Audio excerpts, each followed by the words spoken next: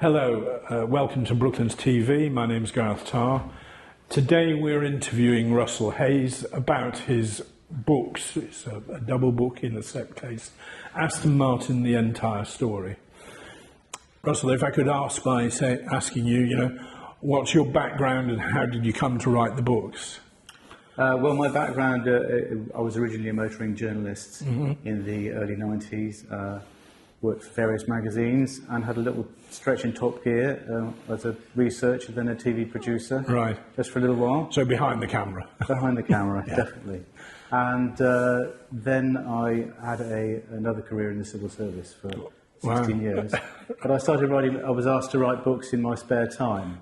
So my first book was A History of Lotus in 2005. Right. And I was lucky enough to keep getting asked. And so by 2019, I had 2 books on the go, and Right. I gave up and became full-time again. Right. And this one was a real gift, really. The pandemic had just started. Sure. And I rang up my contact at Evro and said, I don't suppose you've got any work? And they said, well, actually, we were looking for a history of Aston Martin. So that's how this one landed in my place. Sure. And it was 2 years of solid work.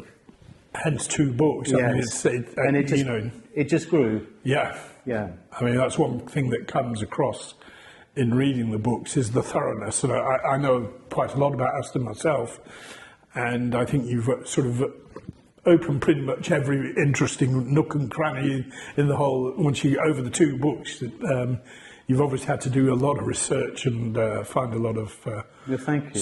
stories and sub-stories. Yeah, I'd already accumulated quite a bit of material because I did an earlier book on the Aston Martin V8. Right. So that covered a 20-year period from 69 up to 21 years, from 69 to 2000. And that was quite in-depth. So I had a little bit of a grounding there. But Evro was very kind and let me grow the book in size. It grew way beyond its original scope. So it was originally 1 book, presumably. Yeah, it was originally 1 book. Yeah, but I wanted to include everything. And I think that's again looking at the book, there are plenty of books on Aston Martin. Some very specialist, as you say, you did yourself one on the V8s. To cover the whole story, there's a lot to talk about. Yeah, people tend to pick certain discrete subjects, and I did look, and I thought, well, there is nothing like it. Nobody has done an entire history for years, including the motorsport as well. I think one of the things that also came across to me was that it's nicely balanced. It's you see a lot of books. Funny enough, I was in France recently, and I saw a book on Panhard. History of Panhard. I thought, oh, that'd be quite interesting to get. But all the Panhard history up till the Second World War was covered by the first 20 pages and then another 100 and odd about the last 20 years of, I thought no, I'm not interested in it, Yeah. Whereas I think you've got there, each period has got it, it's been covered in depth in sort of pretty much equal level. Yeah. You've balanced that out, and I think that's very important. A lot of books, although they cover the whole period, they really concentrate on one. Yeah, that was something I was aiming for, an equal balance between chapters. I mean, they're slightly, they're slightly less on the later cars a little bit because a lot of that information is still very current. Sure. And you do find that there are fewer people around now who can talk about it because they've not retired, they're still with the company, and there's less can be said. Yeah, of course. Okay. Talking about the history of the marque then, what do you think Lionel Martin was trying to do when he started Aston Martin? What was the kind of product he wanted to develop and sell, and what was his ambitions, do you think? He wanted the best sporting car that could be made. Right. I think clearly irrespective of price. Yeah. And like lots of people, his epitome of the best car was Bugatti. Right. So he was aiming for something small and light and agile, and was willing to experiment for years on end until he got the right result. Yeah, I mean, the first years of Aston Martin are really, I think there's a stage, we'll come on to the finances in a bit, but I think when in about 1925, 26, they got in trouble the first time, and they'd only made, from whenever it was they started, 2021, they'd made about 60 odd cars, and 50 odd of them were actually sold. The rest were all prototypes, and they did a lot of tinkering and racing here amongst other places, but particularly here at Brooklands, you know.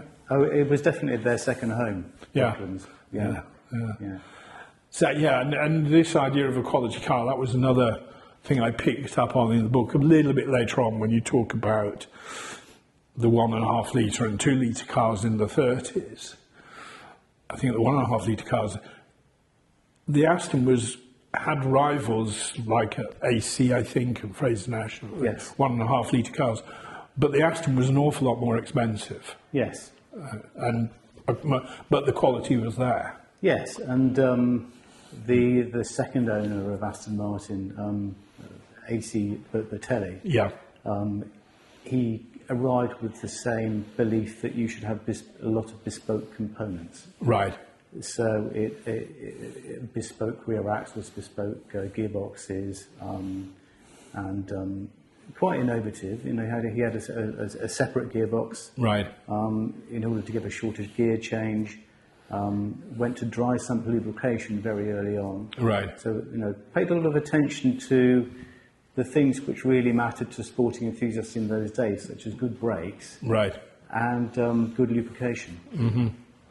Yeah. So, from Lion and Martin onwards, they were always quality cars. One of the things that struck me as I read the books is how if you look at the history of Aston, over 100 years of Aston history, there are steps where they almost like move up in quality and prestige. You know, we talk 20s, 30s, you've got 4-cylinder cars, 1.5 litre, eventually 2 litre. Yeah.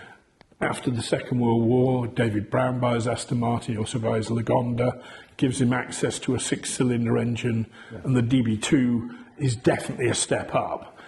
Towards the end of the 50s, you get into the DB4, the Italian design and a new engine. Towards the end of the 60s, you've got a V8. Yeah. And this continues. And in recent times, they moved into the SUV market, but they also now produce really hypercars with the Valkyrie and the Valhalla. Yeah. Did you get a sense of that continual improvement as you tried to put the story together? Definitely, there are these definite step changes, and some of them are almost by accident rather than design. Mm-hmm. But I mean, David Brown's purchase of Lagonda was a masterstroke, and he initially only really did it because he had a great fondness for them. Right. He had owned 2 pre-war V12 Lagondas before the war, and loved the marque anyway. Sure. And when he was offered Aston Martin, he was offered a prototype 2-litre engine, right, which was he decided was a bit mundane. Right. I think it was 2-litre 4-cylinder. So he looked at what he'd inherited with the new Lagonda engine, and thought it would make a good basis for a car. So the DB2 entered into that league of 6-cylinder Grand Tourers. Yeah. With recognisably Italian influenced styling. Mm-hmm. For the first step change. Yeah. And of course the DB4 almost sort of shot them into the Ferrari league overnight. Yeah. Very sophisticated. And they couldn't make them fast enough. Yeah. And you look at the DB4 with what was around it, taking aside, as you say, the Ferraris and Maseratis, but compared with pretty much anything else, very sophisticated design, style, very modern, very glamorous looking car. Yes, absolutely beautiful. And very much, the DB2 and its successors, handsome cars, but not as glamorous as a DB4. No. Interesting. Apparently, there was a story that the French distributor had tears in his eyes when he saw it the first time. Yeah, this is something I can sell. And how did they come about to? How was it then that Aston in the 50s went to Italian design? There were a number of prototypes or one-offs built by. I know Bertoni did a couple, Yeah. one or two others. How did Aston Martin come to choose Touring to design the car? David Brannard and Frank Feely, the designer and the stylist, had always been conscious that Italian design was leading the way in that immediate post-war period. Sure. And they commissioned Touring to produce 3 Spiders. Yes. In the mid-1950s. One of which was a prize in the Daily Mail, wasn't it? Yes, and won by a man who couldn't drive. But that made the link with Touring. Sure. And they were trying with their own prototype to arrive at a successor to the DB24. And not really getting there. Sure. The style was not there. No, it wasn't there. I've seen pictures of them. But they're handsome enough cars in their own right, but no, as you say, not that step change forward. So they already had the relationship with Touring, so beating a path to their door was a natural progression. Right. And there wasn't any sort of, shall we say, chauvinistic resistance to that within Aston Martin? Why do we have to go to these foreigners to make our car? Not as far as I've been able to make out. Right. No. And it was it was starting to become quite accepted anyway, because Bristol already had a relationship with Touring. And Bertoni had done the sort of Arnold cars and things like that. Lots of English cars had been rebodied by Italian cars. Yes, there's a lot of them around. The link was already there, and it was coming to become mass market with Pininfarina and BMC. Oh, of course, yes. Yeah. Okay. Well, continuing our theme of steps in the development of Aston Martin, the next sort of step change would be the V8, I suppose. Yes, in the late 60s. And that was quite a determined and pioneering move by them, because they were conscious that they would eventually need a success to the 6-cylinder engine in the DB4, and that cars would have to go to much higher capacities anyway. Sure. And that a V8 would be the only way to go. Yeah. After sort of a bit of a sideline in the log on the V12, which didn't really work. No. And it was quite astute of them at a time when other British makers were returning to American V8s. Bristol went to Chrysler. Sure. You got Jensen. And that was happening abroad as well. When you talk about sort of Facile Vega in France, you've got in Italy, you've got ISO, you've got Bizzarini and a few others. So everybody was dropping in an American V8, but Aston Martin persisted in designing their own. It goes back to that Bertelli thing, really, that do as much of your own stuff. Yeah, and it was and it was a far more sophisticated unit in the end. It was quad cam, 5.6 litres. Yeah. All aluminium. Yeah. So when it came out, it generally made that other step change and pushed Aston Martin into... It was a little bit of a problem because they got the body for the car ready. Yes. But they couldn't the engine wasn't ready, and they ended up with a 6-cylinder, which was the DBS. They had this quite endearing... It seems they had this quite endearing slow timescale of... Yeah, let's just tinker with it and get it right. Well, it doesn't matter if it's a year late. Yeah, you can have another year. Yeah. And they did have a bit of a setback, well, quite a big setback, when they put a prototype V8 in the Lola Aston in 1967 at Le Mans, which was far too soon. Right, the engine wasn't ready for that kind of... The engine designer, Tadek Marek, was completely against the idea. Right. And it proved right. So it had to have a major redesign after 67. So that held it up for another year. Right. I suppose in a way you'd probably say that long term that helped the engine in a way. Oh, yes. They learnt up front that it still needed work before they put it in the production car. Yeah, and it ended up having a very long life and being used in racing guys quite happily. Yeah. And that if we carry on our timeline of Aston Martin, that, as you say, that V8, the car it went in originally, that went on for a long time, the V8 car, really. Yeah. Eventually we get into the Virage in the 90s, I think, by then. But it was essentially the same car with a more modern styling. Yes, although by the time the engine had been reworked for the emissions regulations of the time, because it became a multi-valve cylinder head. Right. It was the same capacity, but very little of it was the same. But and also not to forget the Lagonda. It powered the wedge Lagonda. Yeah, I remember that. Which kind of bankrolled, which kept the doors open, right? Kept the lights on at Aston Martin. Yeah, a lot of them went to the Far East, I think, didn't they? Yeah. No, I remember that being launched with its fancy dashboard that didn't work very well. No, but you have to admire their spirit. This idea of moving forward and trying to do taking just risks on their gut instinct. So I suppose the next step change probably is the takeover from Ford. Yes. And the DB7. Yeah. So let's talk about that. I mean, the takeover by Ford came before the DB7 because the DB7 the DB7 existed only as an idea. Right. Victor Gauntlet, who was Aston's boss from 1980, brilliant, charismatic man, a great sort of ambassador for Aston Martin. He always talked of doing a small Aston, right? A sort of relatively affordable Aston Martin.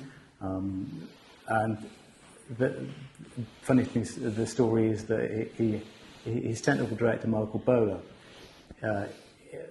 Gauntlet instructed him to draw a paper for a car called the DP 1999. Right. And Michael Bowler did do lots of visits to engine suppliers, but that car never got further than a piece of paper. Right. But Victor Gauntlet would talk about it continually in magazine interviews. Right. And when Ford arrived in 1987, they said, well, we'd like to see the prototype DP 1999, please. And they said, well, actually, it doesn't exist. Give them an ice cream. And in 1987, Aston wasn't doing too badly. It wasn't a rescue bid, right, by any means. Because we'll come on to the financial history in a bit, but certainly David Brown, I think, sort of to some extent bankrolled the company as a. Oh, absolutely. I think there was part in the book where he talks. He's mentioned something about some journalist bugging him about how much money he'd spent on the Le Mans campaign, etc. And he said, "Well, it's only 2% of the group's turnover." Yes, exactly. That was that was off, basically. So it was pocket. It was pocket money. But I mean, once he'd done it, it went through various owners, and I won't say the mark treaded water, but it progressed forward very slowly. Yes. Yeah. Victor Gauntlet probably gave it a bit of injection of vim when he took over, but obviously Ford was a different kettle of fish altogether. Yeah, and Gauntlet did the quite canny move of the V8 Zagato. Right. Which introduced the idea of very low volume, coach built, very high price Aston Martin. Yeah. And also... Which has continued really through to today. That is their bread and butter to some extent, the very small... What makes money, very expensive cars. Yeah. Yeah. But yes, Ford's deal with Ford just had a lot of money to spend at that time. Yeah, because they bought Jaguar and they bought Volvo. Shopping spree. Yeah. They were going on a shopping spree. Yeah. And so Ford brought in the DB7. Yes. And that really was a sort of Jaguar project that had been put out to grass, really, wasn't it? Yes. To an extent. To an extent, yeah. Although by the time it finished, the amount of Jaguar in it was minimal. Right. Apart from switches and a few underbody parts. Yes. Yeah. yeah. The engine was a Jaguar engine, but developed, wasn't it? Much developed, and it was supercharged. Right. Yeah. So, quite distinct. Mm-hmm. Yeah. And then you get the Ford developed, if you like, Ford developed Aston Martins like the Vanquish. Yes. And those sort of cars, using a V12 which was developed by Ford for Aston, if I remember right. Yes. I mean, Ford always lavished money on Aston Martin, and they were quite happy to back the company by developing a V12 just for it. Sure. And that gave the DB7 a new lease of life. Yes, of course, it went to the DB7. And then it was the future Vanquish as well, which was another groundbreaking car. Sure, yeah. So we've got the Ford period. Eventually, Ford gave up on that. 2007. And I guess they started looking at their balance sheet a little bit more. They did. They started selling off. They started selling off Volvo. Because they bought Jaguar, they bought Volvo, they bought Aston Martin, formed this sort of prestige group. Yes. And then 10, 15 years down the line, they sort of broke it all up again. But of all, that was they gave it a good 20 years. And I think what you find as well, if you look at that period of history, those specialist motor manufacturers, mostly Italian, like Ferrari, Lamborghini, Maserati, all right, Ferrari was already part of the Fiat empire, had been since 68, I think. Yeah. But the others sort of gradually gravitated into a big manufacturer. And it was the only way they would really survive. Yes. My feeling with Aston Martin was it sort of pottered along nicely in the 80s, but 90s. But by then, even standard road cars had a lot of sophistication on them. And for a specialist manufacturer to have that, they needed a partner. They couldn't. Yes. You couldn't suddenly make a few hundred cars. No. They would look like antiques. They would be behind a Ford Escort, in terms of quality and the equipment they could have them. So it was a sort of natural progression. And of course, for the likes of Ford and other investors in the other companies, the volume sort of had to go up a bit as well. Yes. Because under Ford you have the what's known as the VH cars. Yeah. Or on the aluminium platform, which was started with the Vanquish, and a totally new factory at Gaydon. Yes. Which they would have never been able to contemplate at all. No. And volumes with the DB9 first, then the Vantage, and then the Rapide. That was a terribly very, very versatile platform which could be stretched or shortened. Had a lot of common components. Their own V8 joined the line, then the V12. So the VH Vantage ended up being a production line of about 50,000 cars. Sure. So during that period, they produced more cars than they'd ever produced in the last. Yeah. No. I mean, I sort of 80 years. Yeah. I mean, I remember reading. I guess it would be in the 80s. Even in the 90s, and they'd only by then just produced their 10,000th car, Yes.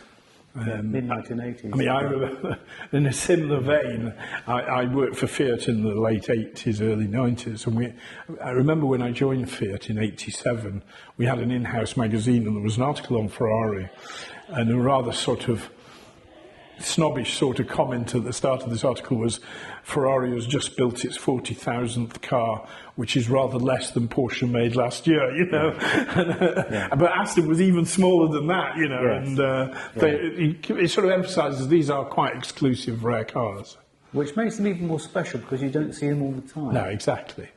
And when you see an Aston Martin, you go, oh, yeah, you notice definitely. It. I saw one yesterday, I think, when I was travelling back from the north and what's that? Oh, I think it's it's a DB11 or something, Yes, okay. So moved in terms of cars then, in terms of road cars, into the modern era. We've moved into an SUV, which everyone else has done. It's where the money is.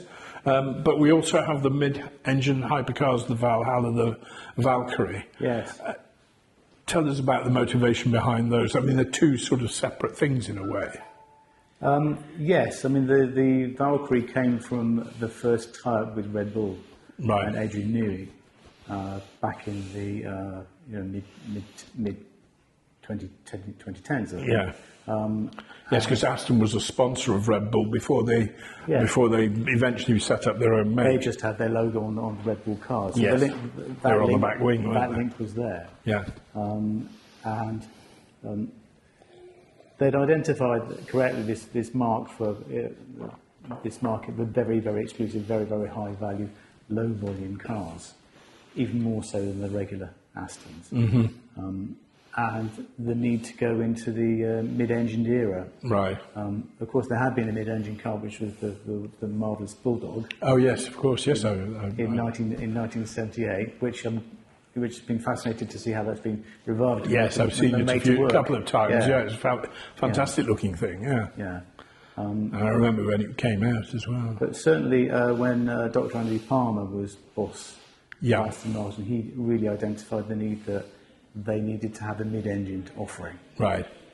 So the Valkyrie was a standard bearer for future mid-engine Aston. It was a limited edition car, which would get people to get the mind shift to think of Aston Martins as being mid-engined. Yeah, which, up until that point, the Bulldog was a one-off, yes. and forgotten, frankly, until someone found it a few years back and rebuilt it. But you think of Astons, they're front-engine, rear-drive GT cars, luxury GT cars. And this idea of mid-engine, you think that's where Aston will go in terms of sports cars because that's what the market buys? I think they'll have that in their portfolio, but I think the front-engined will remain. GT will remain, definitely. Yeah. I suppose if you mirror Ferrari have got the front engine, but it's not called a Roma now, it's called, I forget the name, but it's been given a new name when it was done last year. So they've got, and they had the Portofino before that, so they've had a V8, a front-engine V8 for a while, as well as the mid-engine cars, and I guess Aston's mirroring that to some extent. And originally there was going to be a third mid-engine car, which was a Vanquish. Yeah, yes, I remember. Yeah. But that only got as far as a motor show model. Yeah. And it was due to have a hybrid V6, which they started developing, but which got canned at a very early stage. Sure. I guess overstretching their finances. Yeah. And we did mention it briefly, we'll just talk about the DBX, the SUV. Yes. Again, a new factory for that. Yeah. And what the market's buying. We have the Lamborghini one, Ferrari have gone into that area now. The luxury SUV with a Porsche, I guess, were the first to really do it with the Cayenne. Yes. That's obviously we all know how many SUVs there are on the road. It's almost a no-brainer. You have to be in that market. Yeah, and Aston Martin had shown quite a lot of foresight because the 2009 Lagonda concept, right? Yes, was quite a handsome-looking piece of. It appeared at Geneva and disappeared very quickly, but at that time it was too soon. Yeah. The Bentley Bentayga hadn't come out. Yep. Let alone the Rolls-Royce Cullinan. Sure. So that was ahead of its time. But when the moment came, one of my key interviewees was David King, who started as an engineer on DB7, seconded from Jaguar, and ended up as vice president. So he had a great overview of the company, and he said that when they came to do DBX, one thing they really fought for was to do their own platform. Right. To not base it on somebody else's platform. Yeah. Mercedes would have been logical, and they tried that as a tryout. But they persisted and made that extra investment and had their own platform, which enabled them to have all the dimensions packaging that they wanted. Right, And the DBX does look, of that genre of car, does look pretty distinctive. Sure. And it actually sits lower than most SUVs when you walk past it. Yeah, I mean, because the Lamborghini is the same as underneath, the same as the Audi, as the VW, as the whatever, Porsche. You know, they're all. And they were right to have their own platform for credibility because they were coming a little bit late to the party. Okay. But the new factory in St Athan in Wales, that was a smart move. And quite neat because David Brown was manufacturing cars in an aircraft hangar as well. Right. There's a neat parallel there. But one thing I learnt in the books was actually in the 50s, I think. It would be. Some of the Aston Martins were built partly at a David Brown factory near Leeds, weren't they? Definitely, yes, yeah. There was a factory at Farsley. That was it, yeah. Where they made chassis for the gondolas. And they also built some DB24s there as well. Yeah. And in the 60s, they were building the steel platforms for the DB6. Right. And the DBS and the DBS as well. So quite a crucial part of the supply chain. One thing, just to finish off on David Brown, I learnt very recently there was actually, David Brown did actually make a car before the First World War called the Valveless. Let's move off talking about the manufacturing side. We've talked a little bit about the motorsport side, and you can't really talk about Aston Martin without talking about the motorsport history. No. It runs like a vein all the way through the history of Aston Martin, right up to, today. Earlier this week I got the entry list for the 2026 Le Mans 24 Hours, and there's Aston Martins in there again, of course. Tell us something about the motor racing history, which I guess started here at Brooklands. Yes, with Lionel Martin. Yeah. Almost immediately in the early 1920s. When Brooklands was... Before that, when they were Bamford Martin, weren't they involved here as well? Or was it really after the war? There was a little bit. Yeah. There was a little bit, I think, But it was here that they developed and raced the initial cars, really. Yes. And later on in the Bertelli days, when they were out in Feltham, this was their test track. Yeah. Which it was for lots of others as well. I mean, this was the perfect place to be.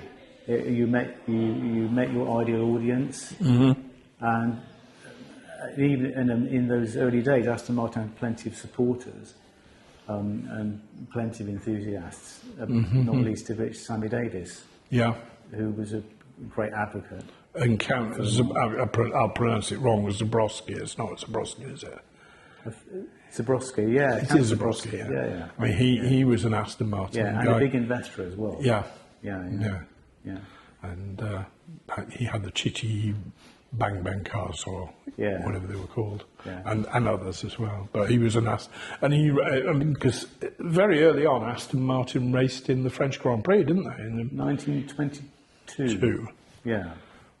But they weren't really suitable because I think they were only 1.5 litre cars, and the actual capacity limit was 2 litres. Yeah. But that was that was their spirit. They always experimented. They were always up for a challenge. There was that spirit of adventure, which does run through. Even though you're small, you can think big. Yeah. And then of course we moved to Le Mans. Yeah. About 28, I think, the first time they raced at Le Mans. Yes, that was. And Le Mans is really part of the Aston Martin history, isn't it? It was completely right from the beginning. Yes, Bertelli knew that to go racing at Le Mans was a must, and he would juggle it between Brooklands and Brooklands events and Le Mans. For the domestic audience, Brooklands was the perfect arena. Sure. But depending on budget, whether you could go to Le Mans or not, he would try and take a team to Le Mans. Yeah. And they built 23 LM cars from 1928 onwards. And they sort of tended to run them here before they took them out to Le Mans. Oh, yes. It just sort of proved them here before they... Yeah. But for Aston Martin and for other manufacturers, it was a vital showcase to just show your car was reliable. Yeah. And they were never aiming for an outright win. Yeah, sure. It was called class wins. It was always a class win or an index of performance win. And they'd had some success in those areas. Yes. I think they won the Coupe Biennale 3 times. Yeah. I might be wrong with that. I'm not. They certainly won it once. So I wrote something not so long ago about. And they've certainly. And Bertelli was also he was distinctive in many ways, a distinctive character, but he was also an owner of a company who raced the cars he owned, which was rare in those days. Mm-hmm. There weren't that many owner drivers who would also drive the cars they built at home. Right. He was determined to be there when he could. Yeah. And they pretty much were all the way through to the Second World War, weren't they? Yeah. And Bertelli had a brother who was a coach work guy? Yeah, his brother Harry. Right. Enrico, I think. Yeah, because they are Italians, not English. Yeah. I love the story of the Bertellis because they're atypical of they're the most atypical of Aston Martin's owners. Right. Because they're not from the upper classes. Yeah. They don't come with masses of money behind them. Mm-hmm. And he was the son of Italian immigrants. Sure. Who lived in Cardiff. Right. And a talented engineer, had worked as a racing mechanic for Fiat. Right. In his youth. And came back to Britain. And of course, when he was at Fiat were, one of the leading racing teams pre the First World War and into the early 20s. Yeah. They were the foremost Grand Prix team at one stage, weren't they? One thing I found when I was doing the book was an archive recording of Bertelli in his old age. Mm-hmm. So you can't imagine these people in the early era with a voice, but he still had a lovely Welsh accent. Really? So, is that a mixture of Welsh and Italian? No, it sounded proper Welsh. It sounded proper Welsh. Oh, yeah, it was very nice to hear. Yeah. But yeah, he was a great character and very unusual. Mm-hmm. And his brother Harry was a coach builder, and when they set up the Aston Martin factory in Feltham, Harry had premises a few doors away. Mm-hmm. So there was and there were a lot of the Astons of that period were Bertelli bodied as well. Yes. And was that a standard sort of factory bodies, or was that still like other coach builders say, Gurney nutting for a Bentley would be a unique design to the customer? Were the Bertelli ones the standard shape, or were they? Yeah, there were some standard series cars. Right. But the model strategy in the 1930s was a bit hit and miss. Right. They would produce a model for a motor show and see if anybody took any interest. Yeah. Then they get 10 or so orders, then that'd dry out. Yeah. So the next motor show would have a completely different model, completely different body. Yeah, shape. the history of Aston, and I guess other manufacturers as well, certainly in that period, is a bit difficult to follow because it's sort of, as you say, it jumps there and then it goes over here and it gradually moves forward, but it's very much bits and pieces. Yeah. But, and Aston Martin is surviving, often by the skin of its teeth, but it hangs on in there. Okay, so we move post-Second World War. We've talked about David Brown buying the company, the David Brown Company. And 49 was the first Le Mans after the Second World War. Yeah. And straight away Aston are in there with a prototype really of the DB2. It wasn't actually in production by then, I think. Is that right? No, it was a special body on the DB2, on the 2-litre Sports. Right. Which was the first David Brown Aston Martin. Which retrospectively people refer to as a DB1, but it never was badged as a DB1. No. And there were about 15, I think, of those made in road car terms. Yes, you're right, yeah. So that was just an experimental tryout. Right. Which worked rather well and encouraged David Brown to set out Le Mans properly. Yeah, and of course they moved then from production cars in terms of sports car racing into proper prototypes with the DB3, DB3S, and eventually the DBR. Yes. and those were quite successful cars, and in there, there was plenty bought and made. Yes, the DB3S was particularly successful before the DBR ones had to arrive because of the new prototype rules. They were allowed to be as specialised as possible. Before then, they had to have a relationship to road cars. Sure, because the DB3S particularly, I think, ran to about 30 or 40 examples, didn't it, that were sold? Yeah. Obviously, cars sold to privateers very much. Yes. So, whereas a DBR how many were made? 5? Was that? Am I thinking 5, or am I getting that wrong? Because they're all DBR1 / something. Certainly in single figures. Yeah. But there was some quirks there was a 2 which only existed with one engine and raced in America, the DBR2. But the DBR1 series encompassed. Yeah, and I mean also. Variants. Well, they were still on the 3 before they got to the DBR, and they had experimented with the V12 engine, which they called a Lagonda, but that didn't really work, did it? No. Okay, so Le Mans, the pinnacle of Le Mans, winning Le Mans 24 hours, 1959. Yes. In fact, we have behind us a photograph of the start of the race, taken by a good friend of mine, the late Brian Jocelyn. There's Moss first away. But it wasn't that car that won, it was the Shelby Salvadori car that won. Can you tell us something about winning Le Mans of 59? Well, they'd tried so hard to get there, they'd been so close. 58 was actually a pretty good year. Right. And by the time they arrived at Le Mans, the DBR was reliable. Yeah. That's what they had reliability. And they paid some attention to additional aerodynamics. Right. Because the passenger seat, as we can see there, is sort of covered over, and they had a perspex cover over the passenger side, which they'd put through the Mara wind tunnel. Right. And found that it gave them some extra speed. Yeah, and the rear wheels had some spats on them. Yeah. So yes, 4-car team. Yeah. Sterling Moss was. There were 2 stories in the book where the Sterling Moss was put out there to be the hare. Yeah. To go out first at top speed and get the Ferraris, but to be daft enough to chase to break their engines. Yeah. But he always said that that's the way he drove anyway. Yeah, don't ask me to drive differently. That wasn't a tactic. Yes. I mean, one thing Aston Martin was always very good at was their pit lane strategy. Sure. So they had the cars with the reliability, steady speed, and John Wyre's pit lane strategy was very well oiled by that time.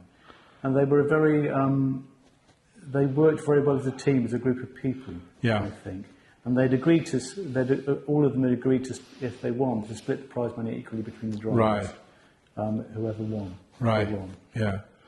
I mean, John Wyre, I when I go to Le Mans, I've been going to Le Mans for a long time now, I always stay at the Hotel de France, which was where the Astons had their team base. Yeah. John Wyre, the Aston Martin team manager, very much revered in Aston Martin circles. He was a real mastermind in terms of team organisation and instructing. Yeah. Derek Bell stays at the hotel, and I've heard Derek tell the tale of racing with John Wyre, and John Wyre told them, you do a lap time of that and you stick to that lap time because that will keep the car in one piece and you'll finish the race, and if you do that, you might well win the race. And that was he was a great disciplinarian. Yeah. Kept his drivers in order. And somebody else I know who was part of John Wyre's team when they ran the GT40s in the late 60s and won them, and Maitland, unfortunately, is no longer with us, but I remember seeing Maitland doing a talk to some people at the Hotel de France, and said, John Wyre masterminded and we planned the race in this room. You forget a real sense of history. Yeah. But John Wyre, he found the Hotel de France and chose it as his base. allegedly because it had a good restaurant. I think there were And other it was reasons. I think it was also because it was far enough away from the track, but convenient. But so the drivers just get away. Yeah, one of the old boys, a great character, told me once, he said, of course, he chose Hotel de France because he kept the drivers away from the girls in Le Mans. No, I don't know how true that was. I think that was Too much partying. Yeah. There could be something in there. And the other thing was, and there is a picture in the book of the factory cars lined up outside the hotel, ready to drive to the circuit, which is a good 25, 30 miles. Yes. And I think the same guy, David Holland, told me, he said, talking seriously, one of the things was it warmed up the gearboxes as you drove it to the circuit. Yeah. And to some extent, the Achilles heel, ironically for a David Brown engineered car, was the gearboxes. Yes, that was the paradox throughout the 1950s. Yeah. Which did hold them back. Yeah. And John Wyatt said, ironically, David Brown gearbox was a great commercial vehicle, but not for racing cars. Yeah, yeah. And the DBR1 gearbox had a particularly funny fault, where it would look like it was in gear and it wasn't. Right. Or it would jam in gear, and a lot of the drivers just absolutely hated it. Yeah. It was notorious. Okay, let's move on a little bit, but still sticking with the motorsport theme. Post that Le Mans win in the early 60s, to some extent they withdrew. There was the project cars. Yeah. And I don't think we talked too much about those. Through the 70s, people like Robin Hamilton kept the V8 going and stuff. But I guess Aston didn't really go back to Le Mans till the late 80s with the V8s. There was a return in the early 80s with the Nimrods. The Nimrods, of course. Sorry, yes, I'm getting mixed up. Yeah, and then you got the AMR one, was it? And the AMR one was 1989. Yes. Yeah, which was pretty promising. Yeah. But was kind of knocked on the head by Ford and wanted Jaguar to take its place. Right, of course. But yes, I mean, I started going to Le Mans about that time, and Jaguar was the car at the time. So, yeah. But they always, yes. I mean, through the 90s, they disbanded the racing department after the project cars. Actually, when the project cars were built, there wasn't a racing department. No. I think they disbanded it after the Formula One, their attempt at Formula One. Yes, of course. But they didn't have anything to prove really after Le Mans 1959. No, that was the objective. So they could concentrate on the road cars. Yeah. But there was always an emotional push from dealers, especially, to go back to Le Mans. And enthusiasts. Yeah. And the club, the Aston Martin club, was right behind Robin Hamilton when he took his privateer car. Yeah. And the factory, even though it was just coming out of bankruptcy, tried to help wherever they could by making little parts here and there, or giving them some wind tunnel time. But it was only really in the Victor Gauntlet era that they could mount a serious return. Which was, as you say, it was the Nimrod cars. Yeah. And they'd also turned Tickford into an engineering business. Right. Which was another very canny move from Victor Gauntlet's part. To be an engineering business and a consultancy, so they were building the engines. So they had a racing engine builder on hand. So we move forward to 2005, I think. Yes, DB9. Sorry, DB9s. DBR9s, DBR9s, which debuted at Sebring. I went to that race, and they're not going for outright Le Mans wins, but very much class wins. Yes. And a much more, again, I think that was at the time they already got in bed with ProDrive. Yes, basically, ProDrive. David Richard came to them and said, they had an ambition to go racing, but they just opened a new factory. Yeah, it was the last thing they could afford to do. But they had an ambition, so they talked to David Richards of ProDrive. And said well, okay, we will run it for you. Yeah. And Ben Aston would finance it by allowing 10 race cars to be built to sell to private customers. Sure. So it took the financing away from the road car. Sure. Yeah. And it worked supremely well. And David Richards had got experience of Le Mans because they'd been running Ferraris just before that. Yes, very successfully. So he knew how to turn a front-engine GT car Car into to a racing car. endurance racer. Yeah. Yeah. And then they had the Lola cars. Yes, that was a sort of brief foray into MP1. which was probably a bit too ambitious. Yeah. Because they didn't really have enough time to put the development in. Yeah. Yeah. And the DB9 had been very successful. Yeah, and I think the other problem with the Lolas was they were up against some very serious factory cars at the time. Yes. You know, the Audis and Peugeot and people like that. That was the Audi era. You couldn't get near it. No, they steamrolled for years. Yeah. Which you know, good luck to them, and they got a lot of good publicity out of that. Yeah. And then we've roll on a bit, and we're still back at Le Mans. We've got the V8 Vantage. We didn't mention the V8 Vantage when we talked about the history of models, but the V8 Vantage itself was quite a as a road. I'm talking of the road, going back to the road cars. That was quite a step change for Aston in a way, because it took them from a one product to a two product manufacturer, really. Yeah, it was. That was called a baby Aston, and it was nominally a Porsche 911 competitor. Sure. And it was small, and I think it's one of the most beautiful Astons because its proportions are just perfect. Yeah, it has that sort of little it has that stance of looking aggressive and strong. It's just right. Yeah. And the interesting story of that, of course, is originally it was conceived to be mid-engined. Right. When Ian Callum was designing it in an annex of Jaguar's design studio. Sure. It was a mid-engine car, and then Ulrich Betz was appointed chairman. Right. Came in and said, no, Aston Martin's front-engine rear drive. Right. You've got to move the engine to the front. Which must have been so in about 2 weeks, they interesting conversation. Cut a section out of the clay model and stretched it around a bit, and arrived at the classic proportions. And it doesn't look like it's a shot and cut job, does it? It does. No. Looks perfect. Of course, Henrik Fisker finished it for production. Right. Yeah. Okay. And we're still racing today, as I mentioned. The V8 became a very successful. Its class at Le Mans, and has been one of the been fighting in that class with Ferrari and Porsche for a number of years now.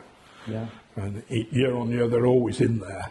And that's the extraordinary thing about another extraordinary thing about Aston is that it's always had a presence at Le Mans. It's consistent. Yeah. It doesn't come and go. And actually, that's part of the pull. I sort of know a few Aston people, and that's to some extent part of Aston. We go to Le Mans every year, Yeah, and it's through the hands of privateer teams. Mm-hmm. It's not works racing anymore, but they're partners with Aston Martin and do clearly a very good job. And just last bit on the racing, we've got the Valkyrie. In the LMP1, it's not LMP1 category, but in the top category again this year. They ran them last year. Yeah. What do you think the chances are for that?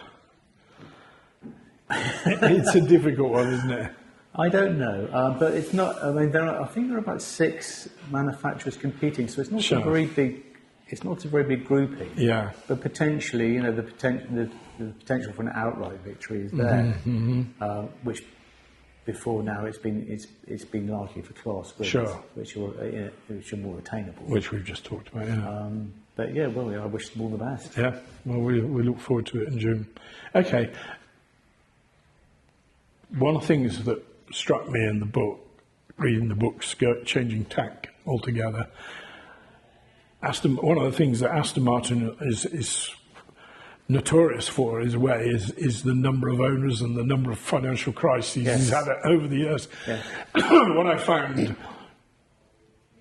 obviously it's had its backers where others have fallen by the wayside, and particularly the first time it happened in about 1926, as we mentioned earlier, they'd made 60-odd cars, only 50-odd of which was production cars.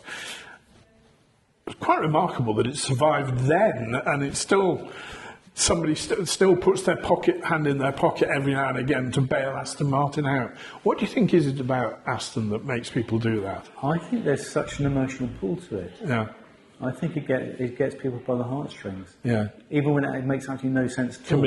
Commercial business logic goes out the window. It does go out the window, yeah, because that name is so charismatic. It has such a weight of... And was that even the case, do you think, in 26, when it first went into trouble?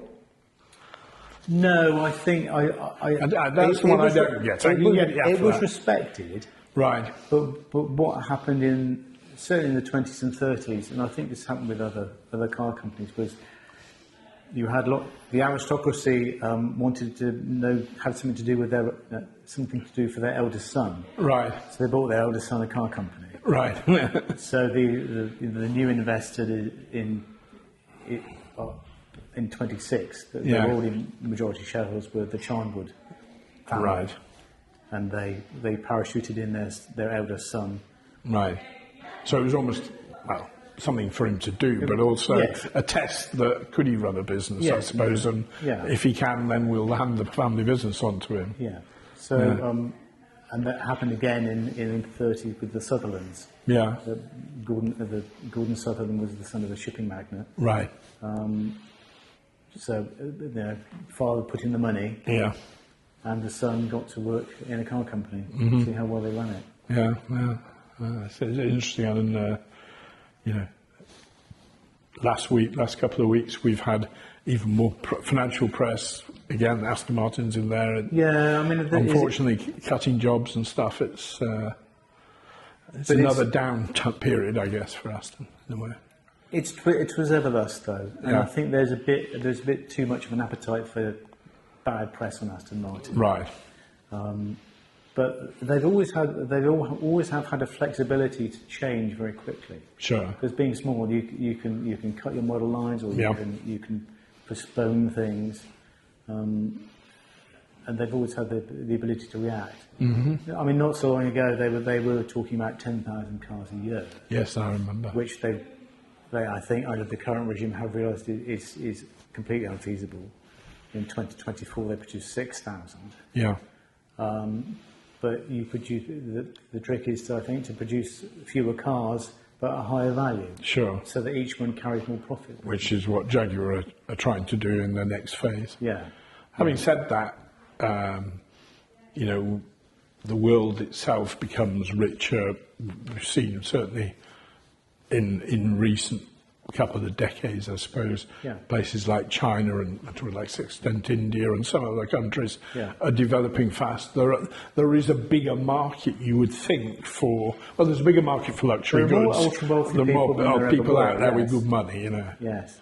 So to some extent, it is there. The market is there. And what they want is exclusivity. Yeah. If they want a fancy car, that's the question. If they want a fancy car, they want a fancy car that nobody else has. Yeah. Hence the building of the specials. Mm-hmm. And Aston Martin really did turn the building of specials into a beautiful cottage industry. Sure. Okay. One subject I always associated with Aston Martin, James Bond. Yes. And you cover that in an appendix in the book. Yeah. That was really good fortune, really, wasn't it? Yes, that was completely by chance. There was already the association with Aston Martin in Fleming books. Mm-hmm. So when they were looking to film Goldfinger, they just looked around for the nearest car. I mean, nearest Aston Martin that was current at the time. Although Ken Adam, production designer, had a Jaguar E-Type. Yeah, and was pretty keen on that. Mm-hmm. But Aston Martin, remember at that time James Bond there'd been only 2 films. Yeah. So it was a big success, but it wasn't a blockbuster. No, it wasn't, and it wasn't the, taken for granted that we know now. It was. Yeah. So I think they were a bit sniffy about being approached by the film people. They did a lot of persuasion. And they just loaned the DB5 prototype, right, which was originally red and became the original BMT 216A, out to the Saint. I think they tried to encourage them to buy it, and eventually they allowed them have it on low. Sure. And chop a hole in the roof And do all sorts of things to it. and when you think what publicity they've had since, it's Yes. incredible. But I think when you go to the look at the film The Italian Job, the difficulty they had getting minis for that, and when you Yes. think of the publicity that came out of that. Yeah. I think they had, because they had a sort of fallow period in the 70s and 80s. Yeah. Where Roger Moore was driving everything but Aston Yeah, Martin. Lotus, and then Pierce Brosnan had a BMW, And for then God's sake. BMW. I think when Ford arrived, they just had enough of BMW throwing its money at the Bontemps, and they said, "You can have whatever you want." So Yes, because all the supplementary cars were Jaguars and Fords and stuff like entire that. car parks full of Ford products. Yeah. So they were building cars for the Bontemps from onwards.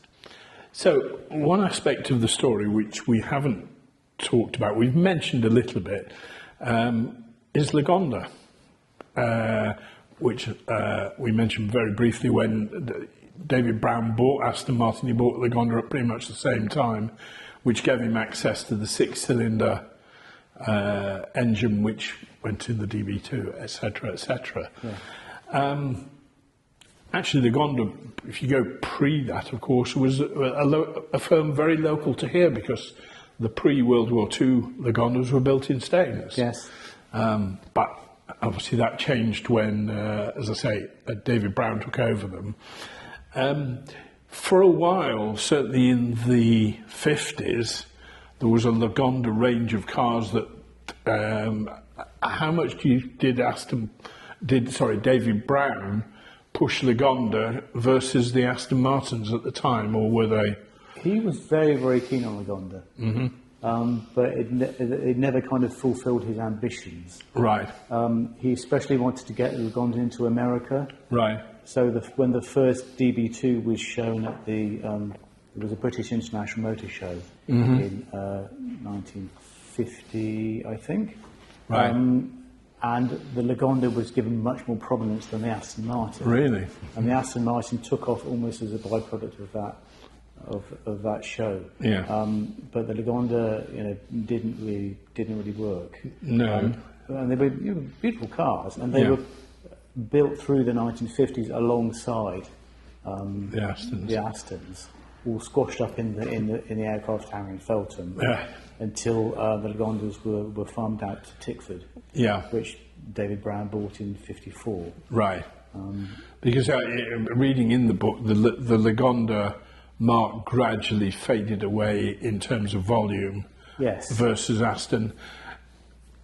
I look at that period Lagondas, and I see, as was true of quite a few 50s cars, they were a little bit. It's very difficult out of period. You look into a period, but if you're in period, they look to me sort of dated or a little bit staid.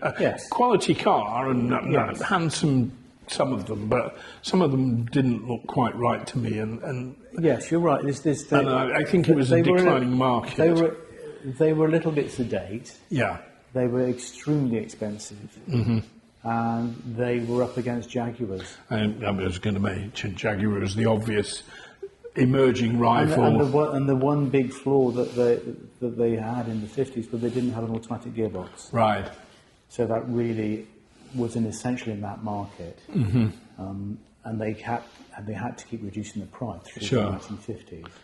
Yeah, that comes through in the book. But David Brown always wanted a Lagonda somewhere in the range, and the Rapide, the 1960s one, was a marvellous sideline. Yeah. And John Wyer hated that car because it was such a distraction to him. He was trying to build DB4s. Yeah. And he did say to David Brown that you should just go and buy a Rolls Royce instead, because I'm fed up with this. Yeah. We haven't got time to do, and all the people to develop a Lagonda. And that Rapide was like the DB4, it was a touring design. Yes. In fact, it was almost a Almost development of that. Almost a four-door DB4 in some respects. Yeah. But it was a slightly awkward-looking car, and Yeah. I think they only made about 54 or something like that, in the 50s, wasn't it? Early 60s. It was gone. It was gone by about 63. No, I meant in volume. Sorry, yes. There were only about 50 odd made, I think. Yeah. Then we had the 70s wedge car, which generated a huge amount of publicity at the time. There was another revival propelled by David Brown, because he had a Rapide, which he ran through the 60s as his personal car. They're always the same colour. He always wanted Roman purple. Right. That's all his Lagondas were that colour. He chauffeured around in the back of it. And when it was starting to wear out, he got Aston Martin to build him a four-door V8. Yes, there were about 7 of those made, weren't there? He made one in '69. Yeah. Because the V8, the William Towns design had already been sketched out as a four-door. Right. It had originally been conceived to be a four-door and a two-door. Wow. Yeah. So they only went with a two-door for the DBS. Right. So that existed. So they built that, but then that fell foul of sale in 1972. Yeah, and also by the time it came to market, about 73 was the time of the financial crash. Yes, and the new owners tried to revive it. Yeah. Put a new front on it, and it was a very nice car. And it was well thought of at the time, but it was right in the middle of the fuel crisis. Yeah, it was a totally disaster. Yeah. But sorry, we were going to really talk. That's a little bit of a sideline. The wedge car was something totally different. Yes. I mean, style-wise, it stood out against anything of its era. Yeah. When you think, luxury cars, Rolls-Royce and Mercedes, or even down to a Jaguar, somewhere in that middle area there, looked completely different to all of those, didn't it? Yes, I mean, it was fantastic and slightly mad stretch of the imagination for the new owners. Who were a Canadian and an American businessman, both quite young guys at the time. And I think up for anything. William Towns had been asked to sketch some replacement bodies for an Aston dealer who had a load of DBSs, DB-V8s that he couldn't sell, so he wanted them rebodied. And at that time, Towns was producing very wedgy designs. He'd done a lot of very wedgy designs. Right, which was in line with things like, the Lotus Esprit, was the Giugiaro Esprit, there was the BMW M1 just a little bit later, but even other cars were very much that wedgy sign, even go back a little bit, Fiat X19 is a wedgy shape, Lancia Stratos. Yeah. So there's, straight lines and sharp edges were definitely it. But they produced this car for the motor show, and with hindsight, it was a classic concept car. When manufacturers didn't really do that, they didn't really put something out there which was so outlandish to see if anybody was interested, and that's exactly what they did. Yeah. They hadn't really thought production through, but they were just mobbed. With people waving checks at them, especially Arab sheikhs. Right. Lots of oil money. Yeah, which is where a lot of the cars eventually ended up. I think that was... Because that market loved innovation. It loved new things. Yeah. And wasn't as traditionally bound as, the classic British owners. And that was a real struggle to get that car into production. Yeah, I mean, the initial... I very much remember there was a sort of press launch with Lord, whoever it was, I can't remember. It was the Marquis of Tavistock. Marquis of Tavistock, that was it. And the car with this fancy electric dashboard, and it turned up for this press launch, and it didn't work really. Yeah, it had to be pushed into shot. Right. And there is a photograph from the Daily Mirror of the guys pushing it just to get it in the right place. Yeah. But despite all that, it actually sold quite well, really, and it sold for a long time. Suddenly it went till 1990. Yeah. With a little bit of a restyle to soften the edges. Yeah. But it kept things going. And it was quite a decent car after a while. Aston Martin's range in the 1970s looked bizarre because you had this 1960s shape in the V8 Yeah. plus the 1980s shape in the Lagonda. Yeah. It's such a contrast. Yeah. And after that, the Astons have sort of tried to reintroduce Lagonda, but not really. Was the tariff was that a Lagonda? If I remember, it was Lagonda. And that was what, about 2010, something like that. That was a carbon fibre bodied special, especially for the Middle Eastern market, which had styling references to the original wedge Lagonda. Yeah. And I think that did reasonably well in its own terms, and they did try to market it in Europe, a rare car. Yes, through the 2000s, the attitude to Lagonda was, it depended on what the management thought about it, whether there was, a mark, whether there was an appetite for it. Yeah, I always get the impression that, as with anything in the motor industry, if you follow the motor industry history, when it's doing well, all these little periphery bits like Lagonda or a coupe or whatever, they come out the woodwork, and then the things get a bit tight, economically. They suddenly have not been worked on, and they've disappeared again. It was an indulgence that would get pushed out of the way. Yeah.